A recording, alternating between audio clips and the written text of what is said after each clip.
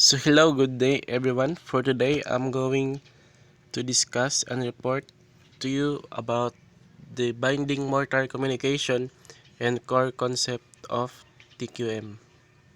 First, binding mortar. Binding mortar binds all the elements together. Communication binds everything together, starting from the foundation and going up to the roof. Communication is the vital link between all the TQM elements and must be prevalent in an organization in order for TQM to work the way it should.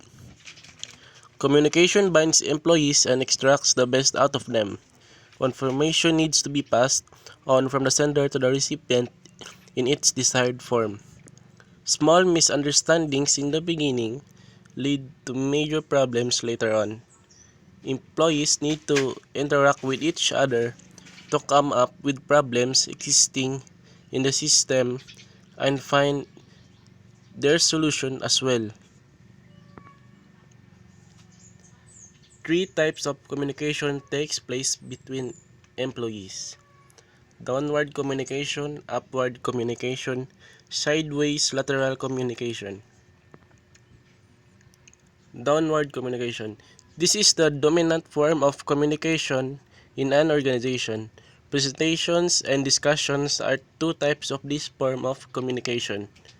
Flow of information takes place from the management to the employees. Number 2, upward communication. Flow of information takes place from the lower level employees to the top level management. The lower level employees are able to offer suggestions on the effects of TQM to the upper level management using this type of communication. Supervisors should listen effectively and incorporate the insights and constructive criticism offered by the employees in correcting the situation that arise through the use of TQM.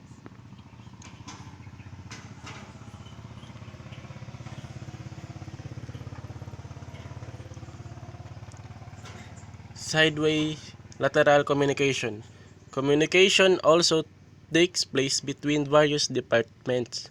This type of communication is important because it breaks down barrier between departments. It also allows a more professional dealing with customers and supplier. Roof. The roof in TQM includes recognition that brings greater internal customer satisfaction, which in turn leads to external customer satisfaction in the organization. There can be a huge change in self-esteem, productivity, and quality when the contributors are recognized. Recognition is the final element of TQM. Wala nakalagay. Recognition is the most factor which acts as a catalyst and drives employees to work hard as a team and deliver their level best. Every individual is hungry for appreciation and recognition. Employees who come up with improvement ideas and perform exceptionally well must be appreciated in front of all. Core concepts of TQM. The following core concepts of TQM can be used to drive the process of continuous improvement and to develop a framework for quality improvements over many years. 1. Customer satisfaction determines the success of your company's TQM project or strategy.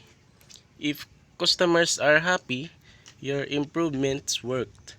If they're dissatisfied, it's time to reevaluate your strategy. Internal customer satisfaction. Customers are not only external customers, but the people outside who are the end user of a firm's product and services. There is also the internal customer, the person within the company who receives the work of another and adds his contribution to the product or service before passing it on to someone else. All work is process. Another possible focal point of improvements is that of business processes. A process is a combination of methods, materials, manpower, and machines that work collectively to produce a product or service. Measurement. In order to improve, one must first measure one's present performance. This will help one focus both on satisfying internal customer and meeting the requirements of external customers. Synergy in teamwork. Team synergy takes the idea that the whole is greater than the sum of its parts and applies it to teamwork. This positive synergy enables team members to be their full selves at work with their unique life experiences, perspectives, talents, and communication styles.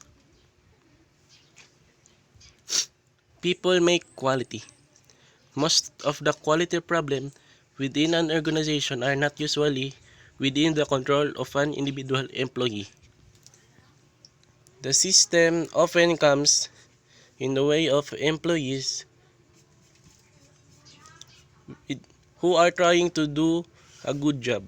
In such a situation, motivation by itself cannot work. Continuous improvement cycle. The continuous cycle of instituting customer requirements, meeting and measuring them, measuring success and continuing the improvement can be used both externally and internally to stimulate quality improvements. Prevention. Prevention at the heart of TQM is the conviction that it is possible to achieve defect-free work most of the time. This is termed right first time every time or zero defects. And that is all my report. Thank you.